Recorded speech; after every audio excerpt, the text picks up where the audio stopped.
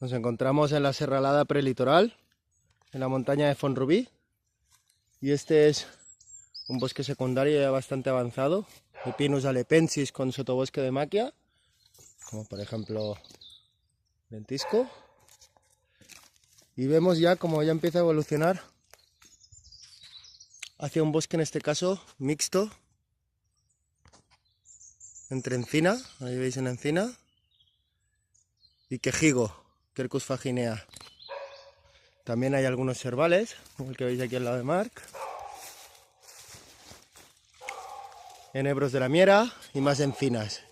Y como veis ahí, en el caso de esa encina, también aquí se está formando un bosque de doble estrato.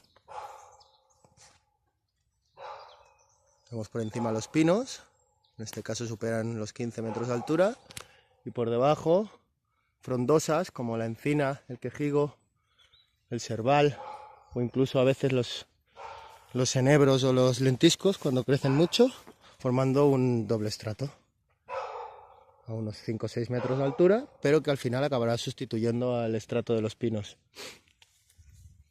No sé qué ha visto la Ayer, que está ladrando un montón. ¿Qué pasa, Ayer?